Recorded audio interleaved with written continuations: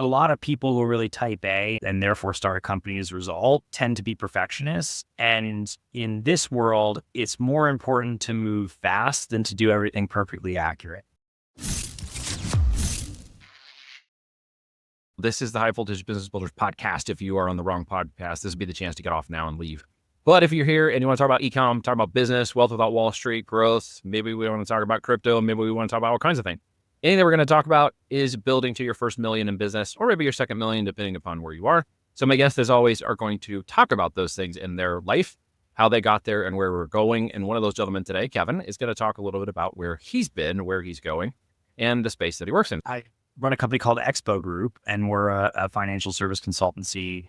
Started my career at Ernst & Young, and I worked there for a decade. And then I in their business advisor group, and then the transaction services group. Moved on to working for a venture capital fund that focused on sort of Series A, Series B investments. And then Expo Group really grew out of supporting that venture fund's portcos. Partners of the fund just sort of asked me to do that full time. I said, great, because it's working really well. And now we really service companies from the venture stage all the way up to, growth equity, like $50, $100 million, or some of our larger clients. It's a mix, and we are the outsourced CFO for these companies, or the outsourced controller, in some cases of the smaller companies, or the entire finance team. And then we also have another side of our business which focuses on, transaction diligence, FDD, TDD, working with private equity funds themselves to actually buy companies. So yeah, it's been a journey. We bootstrapped. We're 54 people now, spread across the US. I had an international office in India as well. And yeah, never took outside capital, just, did the grind, right? We sold the work, did the work, sold the work, did the work, which is professional services, cash flow business. You can do that. But, unlike software, e-com, when you might have a amazing hockey stick moment, where you have tons of sales. Yeah. Because something went viral in e-com, or because you just had a bunch of users sign up, the growth path in professional services is much more linear. It's still more linear. You don't get to have the same phone moments we're having in the fourth quarter right now, where we're watching brands go up like 5, 6, 20,000 a day, 60,000 a day. Yeah, that's always. Cyber Monday doesn't really mean much to me. No, it means a lot to us. We're watching some brands go like crazy. One of my partner brands is going up like 60,000 in one day. We're like, that's cool. That's always fun to watch, Yeah, and then I have been in that situation. It's like, it's just so cool to watch them have that moment too. It's a little bit of a thrill ride. It has moments of, average sales over the year, but then those holidays and those sales and that stuff. And you're like, woo, that's fun. That's to great. Watch. Yeah. But look, what you do is actually really important, keeping the business profitable on the outsourced CFO side. What did you, let's go back in time. Let's hit the Wayback Machine. And tell me a story from your childhood that helped kind of define who you are now. Oh man. It's interesting. Like, I think as a consultant, you're really sort of a jack of all trades. And, I don't think that I was ever really good at one specific thing when I was a kid, but I was good at a lot of things, and I had a lot of different interests.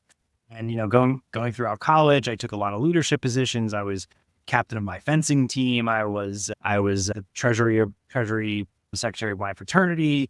And so getting access to sort of those leadership opportunities, being in front of people, public speaking was a big thing about consulting, which I did quite a bit in college. It was just a culmination of a lot of things, and getting good at a wide berth, and it set me up definitely for success then at Ernst & Young. And then after I got enough experience there, actually being able to sell my own contracts and sell my own work.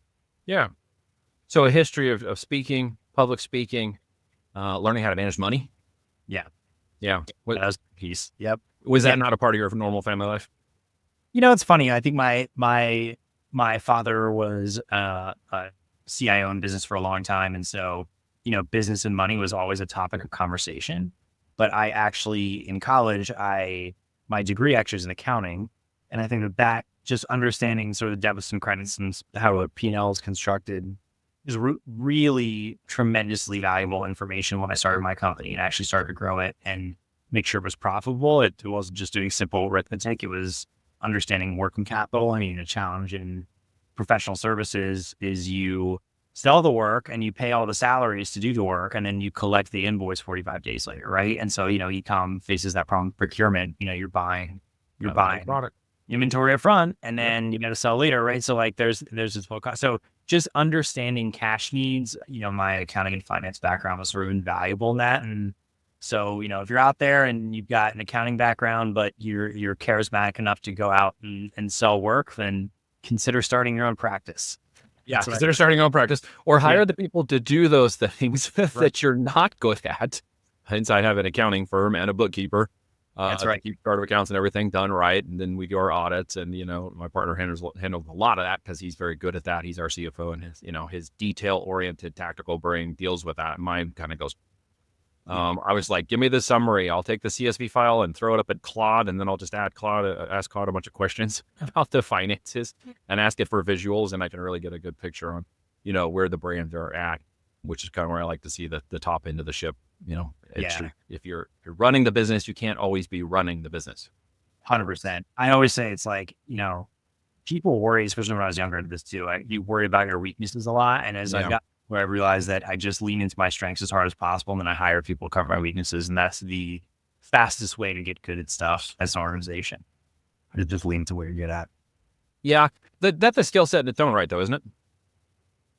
I think so. What do you mean, like in terms of just identifying what your strengths are and making sure? Well, yeah. I mean, or being willing to listen to or accept it. They say the mentor will appear when the student is ready, right?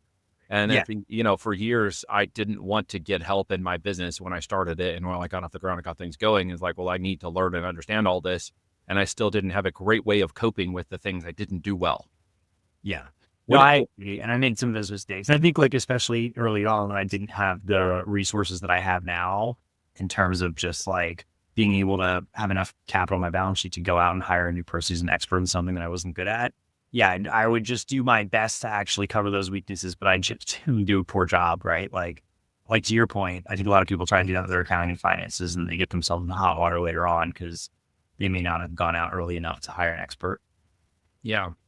Well, that's true. And then you got to trust. And then the problem that comes with amateurs in the business world, being one once upon a time myself, 17 years ago, it's like you don't know who to trust. So you just get somebody in place who you believe is going to do the right job. And then you don't know enough about what they should be doing or how they should be doing it. And then you end up in the HR management circle of death, which is trying to find, hire, and train correctly, and then vet those people, and then find out they don't work. And then eventually you figure out, which I'm sure you know now, the hire fast, fire fast methodology.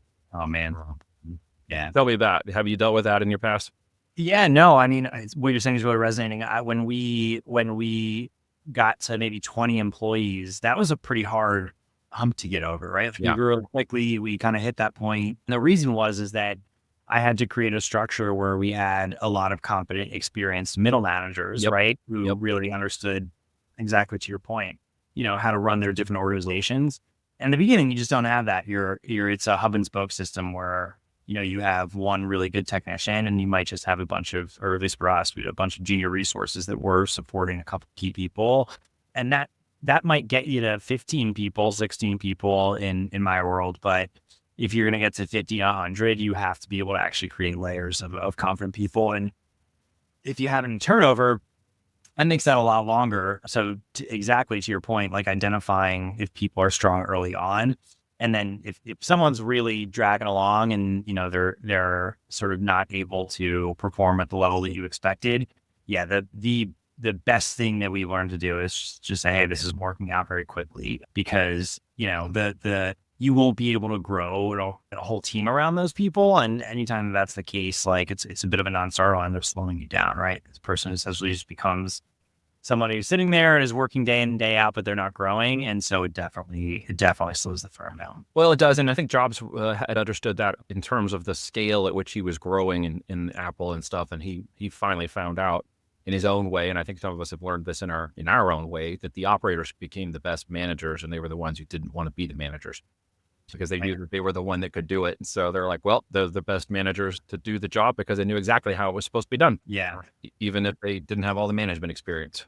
Yeah, it's true. It is funny though. It's such a different skill set in management. I think some of our younger employees that are getting to that phase where they might be, very, very good at financial modeling, very good at valuation, excellent at sitting down and answering the board of directors questions. But then you give them a team and, they really have to switch their brain from doing things the way they want to coaching people to do the things they want to. And so replicating yourself is a totally new skill set to a lot of people. And if you're committed and you're really good at it, I think, as Jobs was saying is exactly right, is that those folks really are the best managers over time. I have noticed though, you really have to, as people are entering that phase of their career, there are a lot of coaching to understand, like, it might take you 1 hour to do something, but if it takes your direct report 3 hours and they don't do it as well, it's still better. The latter is still better for your direct report to do it, review their work and help them get better, and not just take the fastest route. Well, and that's a tough lesson to learn in business, isn't it? As you grow and try to trust people and get them into a position, you have to realize that maybe sometimes your skills and capacity as being the leader and why you took the risk and put the money up and started the company is very different than the people who get involved at the different levels. I learned that personally through rounding up employees in our company earlier, only to find that, well, I didn't want more employees. That's just a vanity metric in my head. It turned into a real big vanity metric. That's right. Yeah. It's I think tougher in my world because what you are selling is actually the people. Yep. So like we really have to scale, but yeah, it's not, I wouldn't say it's a feature, right? Like we have a heavy payroll load because we have to, because those people are doing the work. But yeah, I've seen, well, you can't be a feature. It becomes a commodity. Yeah, exactly. But I on the e-commerce side, I see $50-60 million companies, and it could be 8 employees, right? And they're crushing. Oh yeah, dude, absolutely. We can have multi 7-8-figure companies ran by one guy running 3 of them. Yeah. Once you set up the systems of automation today, you don't have to have a huge operations team. You don't need a warehouse and don't need a bunch of employees, which is what it became very fascinating. In just the last 5 years, some of that capacity is finally grown to put us into that position.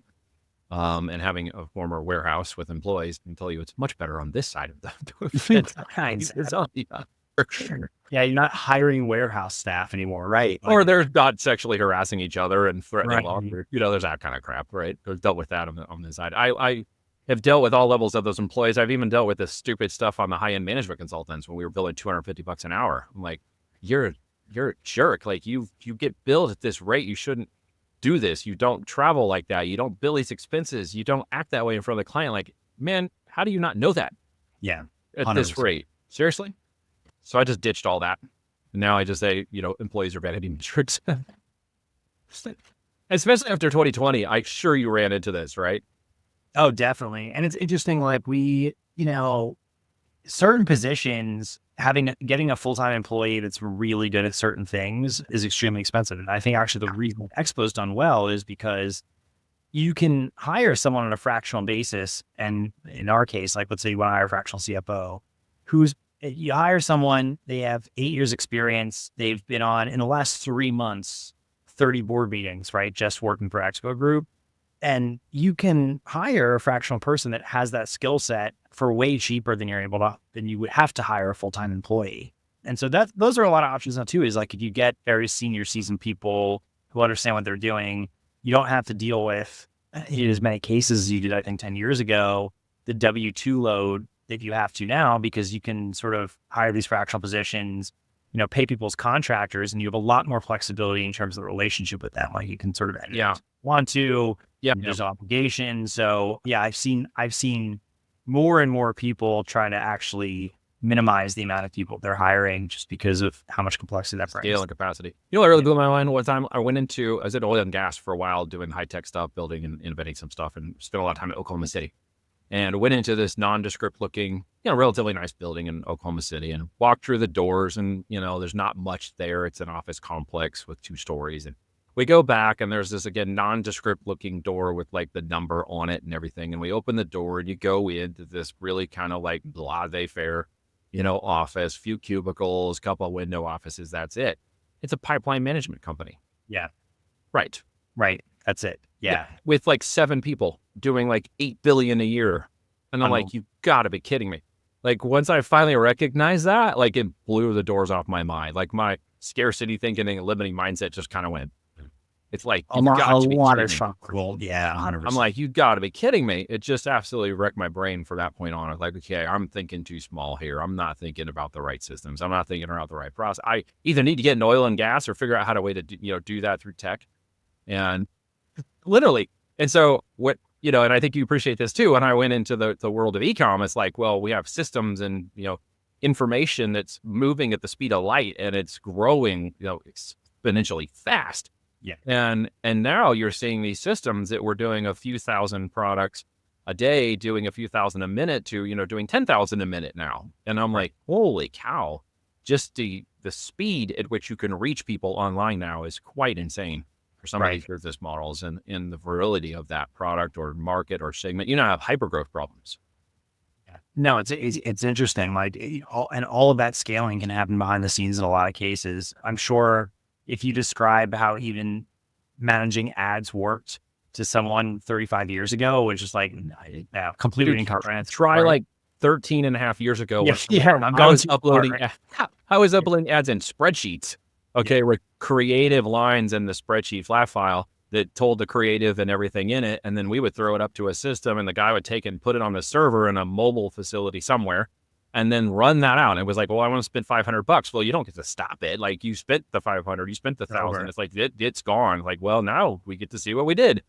And yeah, people are pushing buttons and arguing about YouTube and Facebook and Meta ads and TikTok. I'm like, you have no idea the power you have at your fingertips right now to reach people. Yeah. And it's just the speed at which you can move now is insane. But yeah, once upon a time, Hail Mary pass.